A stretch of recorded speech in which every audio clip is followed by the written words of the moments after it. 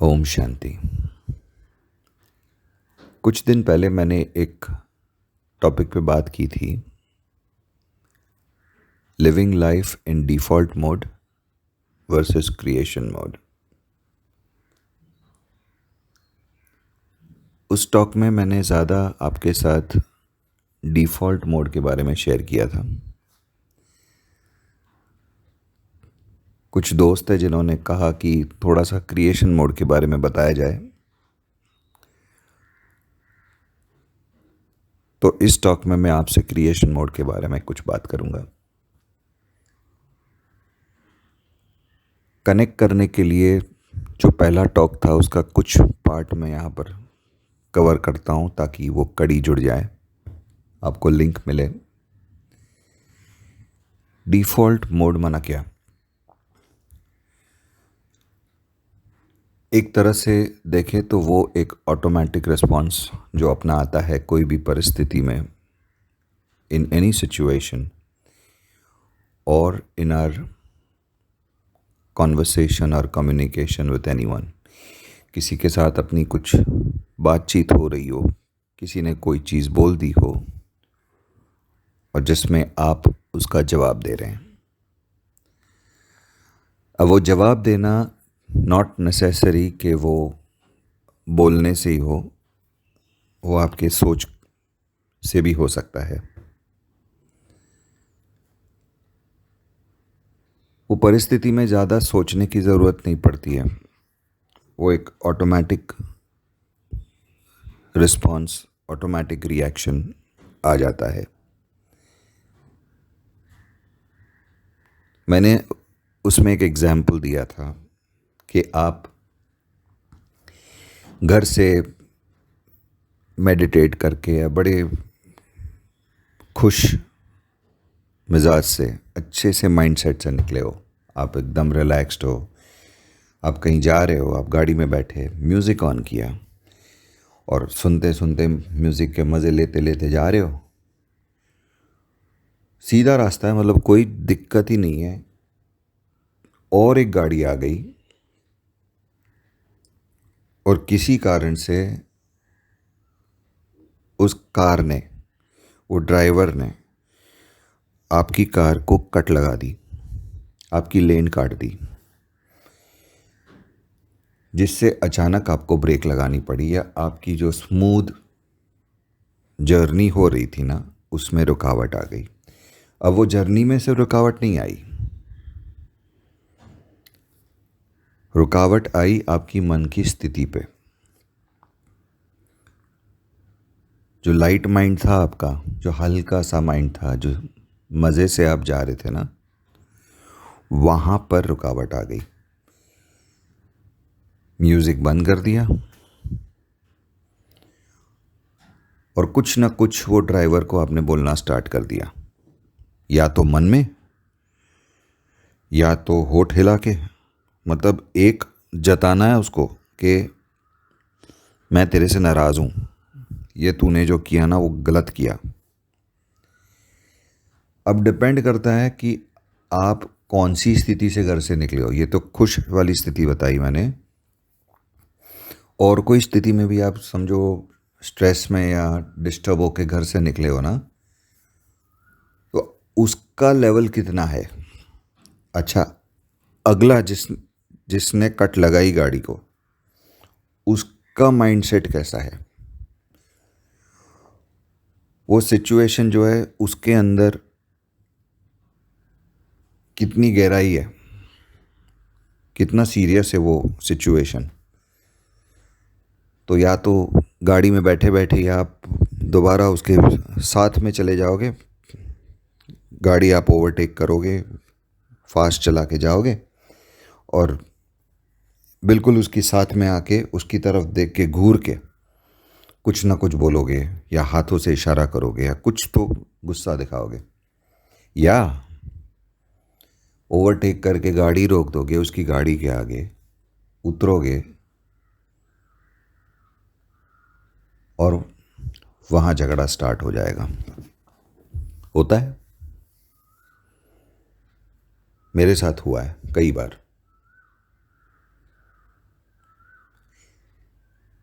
एक तो ये सिचुएशन होती है, ये हो गया डिफ़ॉल्ट मोड। दूसरा एक एग्जांपल बताता हूँ आपको। अभी करीब 2.5 महीने हो गए, ये टाइम ऐसा आया कि हम सारे घर में हैं।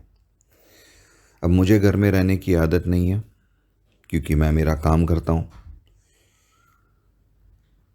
तो मुझे तो डेफिनेटली घर में रहने की आदत नहीं है। और मैं मेरे पेरेंट्स के साथ रहता हूँ, तो मेरे पेरेंट्स को भी मेरी आदत नहीं है कि मैं इतना टाइम घर में रहूँ। अब रूटीन चेंज हो गया ना, जो लाइफस्टाइल जी रहे थे वो चेंज हो गया, घर में बैठे हैं। अब मेरी माता जी का नेचर है कि उनको सारा काम परफेक्ट चाहिए। मैं हाथ बटाता हूँ उनका घर के कामों में, चाहे साफ़ सफाई का काम हो, चाहे किचन का काम हो, चाहे और कोई काम हो, हाथ बटाता हूँ।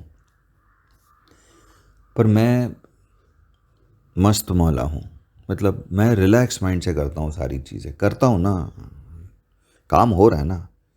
हाँ, जो अर्जेंट इम्पॉर्टेंट चीज़ें हैं वो मैं मेरे टाइम टू टाइम मेरे हिसाब से मैं कर लेता हूँ। पर जो पता है कि हाँ मैं बाद में कर सकता हूँ ना, तो कर लूँगा। और हमारी माता जी हैं परफेक्शनिस्ट, मतलब उनको काम चाहिए बिल्कुल टाइम टू टाइम, इसी टाइम पे चाहिए और ऐसे ही होना चाहिए। अभी इसी चक्कर में मतभेद होना तो जायज़ है। थोड़े दिन तो ठीक है, पर उसके बाद आ गया टाइम के तीखे शब्द निकलना शुरू हो गए कि बर्दाश्त की तो हद होती है ना। ठीक है ना, मैं भी यूज टू नहीं हूं ये सब काम करने को, मैं भी तो कर रहा हूं ना, तो थोड़ा आप भी एडजस्ट कर लो। उसके बाद नेक्स्ट लेवल आ जाता है, जो हमारे अंदर शैतान बैठा है ना उसका, जिसका नाम है ईगो। और तब तो हम यही कहते हैं कि मैं करूंगा ना तो मैं मेरे हिसाब से ही करूंगा, जो करना है कर ले। अच्छा, और एक नेक्स्ट लेवल, अब तो मैं वैसे ही करूंगा जिससे आपको तकलीफ हो। अब ये चीज़ है ना जो मैं बोल रहा हूं ना, ये आप अपनी रोज़मर्तबा की ज़िंदगी में अलग अलग परिस्थितियों के साथ आप कनेक्ट करें। मैं ये चीज़ों से गुज़र चुका हूं और ये चीज़ें होती रहती हैं, इसीलिए आपके साथ मैं ये शेयर कर रहा हूं कि ये डिफ़ॉल्ट मोड है। अच्छा, इसका निकलना कुछ भी नहीं है, सिर्फ ईगो को सेटिस्फाई करने के अलावा इसका निकलता कुछ भी नहीं है। और अगर शांति से बैठ के इसके बारे में आप सोचोगे ना और अपने आप को पूछोगे, was it really worth it? क्या ऐसे सोचना, ऐसे करना, क्या रियली वर्थ था? क्या और कोई तरीका नहीं था जिससे हम वही परिस्थिति में वही लोगों के साथ कुछ और बर्ताव कर सके? अच्छा, गाड़ी से निकल के झगड़ा कर लिया तो सल्यूशन तो नहीं हुआ ना। हाँ, थोड़ा सा भड़ास निकल गई, थोड़ा गुस्सा कर लिया, ये सारा कुछ हो गया, ईगो सेटिस्फाई हो गया, पर सुकून मिला क्या? नहीं मिला।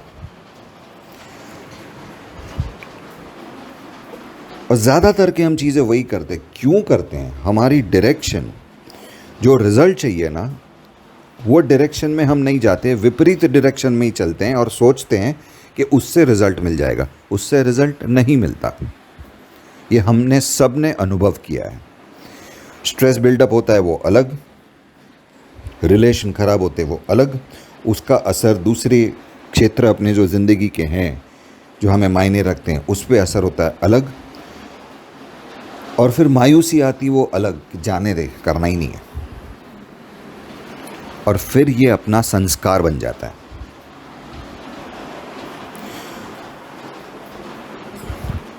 मैं दोबारा जाता हूँ वही सिचुएशन पे जहाँ पर मैंने घर की परिस्थिति आपको बताई। ये थोड़े दिन तक हो रहा था, फिर मैंने अपने आप को एक दिन अपने आप को पकड़ा, सोच में बैठा और देखा यार यही तरीका है क्या मेरा, कोई और तरीका नहीं है।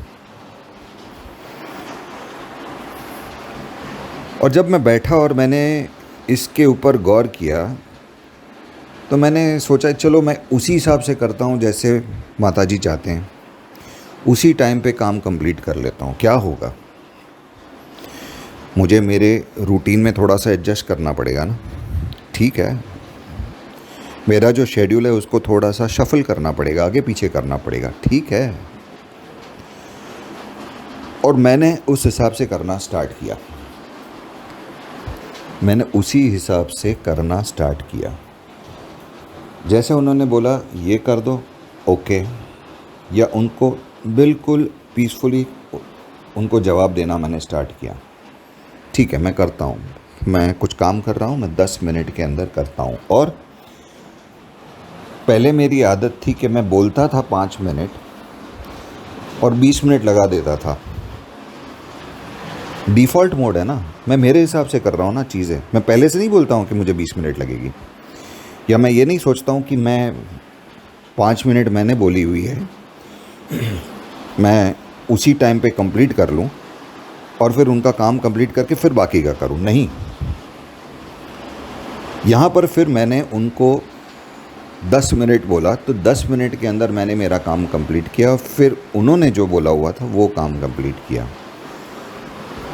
1 दिन, 2 दिन, 3 दिन, ये जैसे करते गया ना, मैंने देखा वो खुश रहने लगे, उनको शांति मिलने लगी।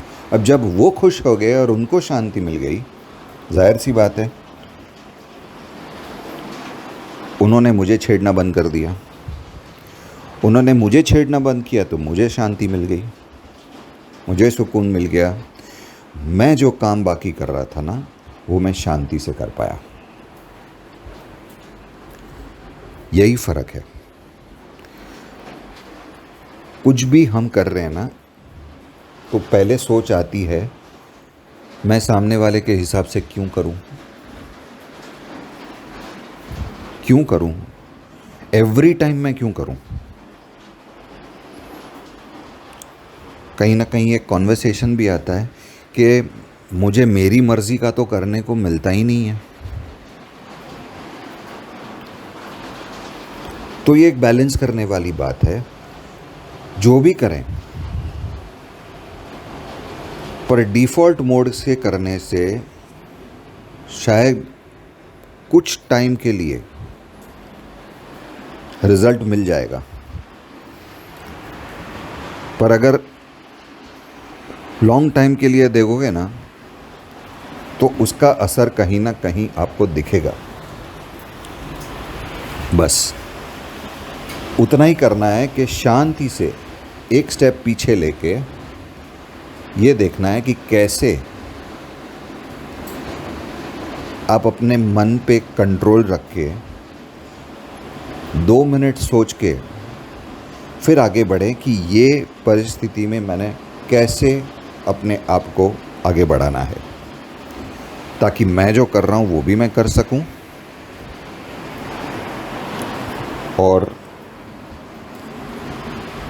ख्याल भी रहे कि जो भी काम कर रहे हैं वो भी पूरा हो जाए। थोड़े दिन पहले का एक वाक़या आपसे शेयर करता हूँ। अभी वो सोशल डिस्टेंसिंग चल रहा था, तो चल भी रहा है अभी।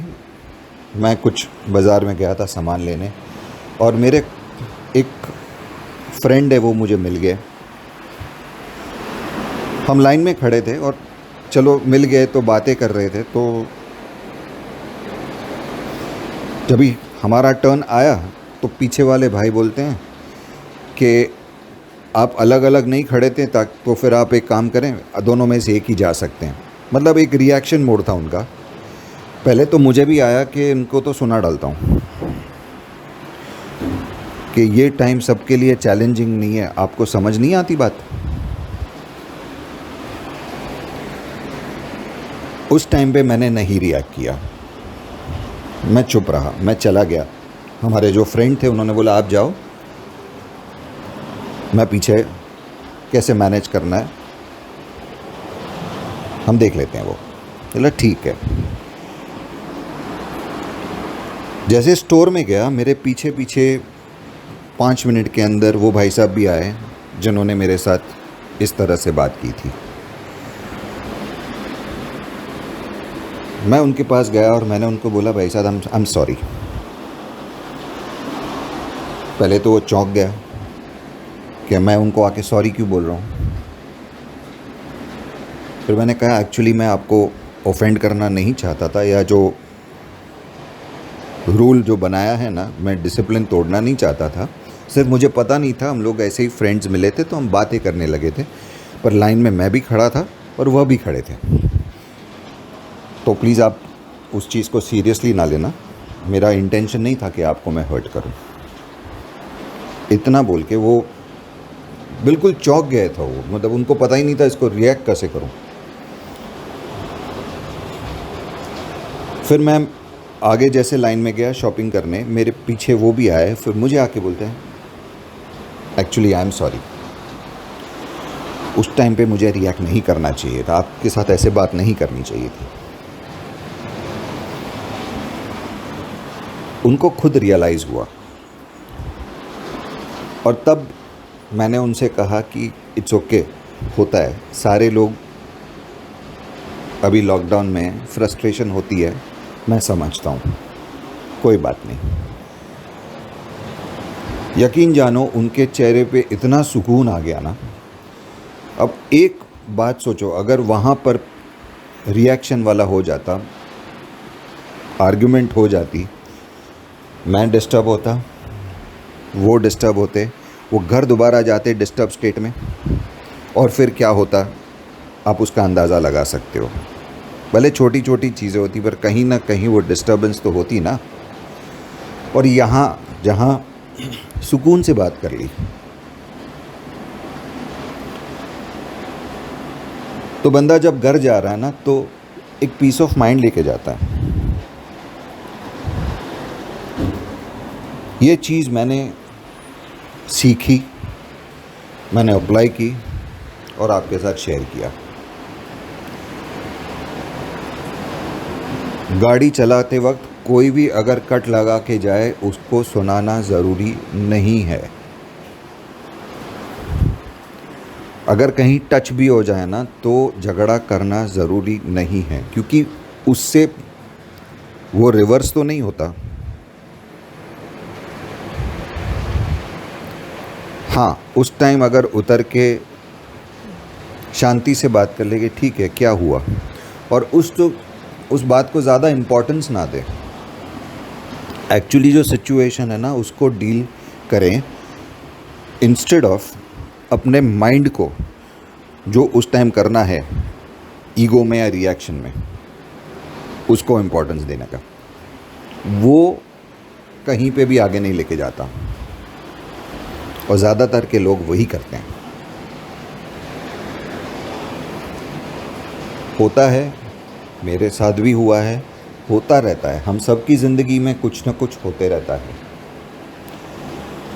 पर उस मोमेंट पे जस्ट 1 मिनट पॉज लेके, 1 मिनट भी नहीं, शायद उससे कम, 5 सेकंड 10 सेकंड भी पॉज लेके ये सोचो, क्या मैं ये कर रहा हूँ, ये सिचुएशन में मैं रिस्पॉन्ड कर रहा हूँ, क्या ये मेरा रिएक्शन है, क्या ये परिस्थिति को कुछ हेल्प करेगा या परिस्थिति को बिगाड़ेगा, क्या ये संबंध को हेल्प करेगा या ये संबंध को बिगाड़ेगा।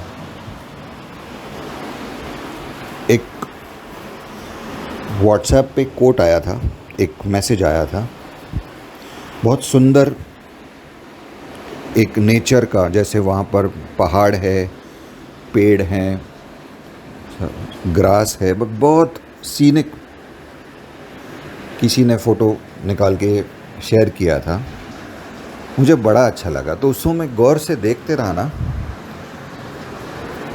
ये सोचा कि ये फ़ोटोग्राफ़र ने कितनी मेहनत की है इसके ऊपर। ऐसे नहीं कि उसने ऐसी फ़ोटो खींच के पोस्ट कर दी, नहीं, उसने ये नहीं किया। अभी कभी भी आप देखो ना, आप सेल्फ़ी निकालते हैं ना कई लोग, कितना परफेक्ट निकालने की कोशिश करते हैं। ये देखो, ऐसे नहीं कैसे भी हाथ हिल गया या उसको एडिट नहीं किया। कई लोग तो उसमें कुछ ऐड करते हैं, मुझे पता नहीं उसको क्या बोलते हैं, क्योंकि मैं इतना वो चीज़ों में नहीं हूँ। कुछ ना कुछ ऐड करते रहते हैं ना, ख़ास करके आईफोन पे होता है या पता नहीं, पर उसको बड़ा कलरफुल बनाते हैं ना, एकदम प्रेजेंटेबल बना देते हैं। ऐसे नहीं कि फ़ोटो खींच के सीधी भेज दी, नहीं। फोटोग्राफर कोई भी फ़ोटो निकालता है ना, उसको एडिट करता है, उसको क्लीन अप करता है, उसको फोकस जहाँ पर वो ज़्यादा होता है, जूम, उसका लेंस भी होता है ना, तो एडजस्ट करके सारा कुछ करता है ताकि फ़ोटो परफेक्ट निकले। जो कहना चाहता है ना, वो फ़ोटो के द्वारा वो कह पाता है। इसलिए every photo that he wants to present to people, he'll make sure it is presentable, he'll do what is necessary। बस यही करना है हमें अपनी ज़िंदगी के साथ। हर एक परिस्थिति में अपने आप को क्रिएट करना है। अगर ये सोचो कि मैं कितना क्रिएट करूँ, हर टाइम मैं ही क्यों करूँ, तो ये बात मैं आपसे पूछता हूँ, ज़िंदगी किसकी है? ज़िंदगी आपकी है ना। और जैसे मैंने उस टॉक में बताया था कि ना हरदम परिस्थिति आपके हिसाब से चलेगी, ना लोग वो भाषा बोलेंगे जो आप सुनना चाहते हो। लोग उस हिसाब से बिहेव नहीं करेंगे जिस हिसाब से आप चाहते हो। आपकी ज़िंदगी है, आपने रास्ता निकालना है, क्योंकि सुकून आपको चाहिए, खुशी आपको चाहिए, मन की शांति भी आपको चाहिए। तो हर एक परिस्थिति में अपने आप को कुछ मोमेंट्स के लिए वहाँ से अलग कर लो और देखो कि क्या मैं ये कर रहा हूँ, ये डिफ़ॉल्ट है या इसके अंदर मैं कुछ नया क्रिएट कर सकता हूँ। ओम शांति।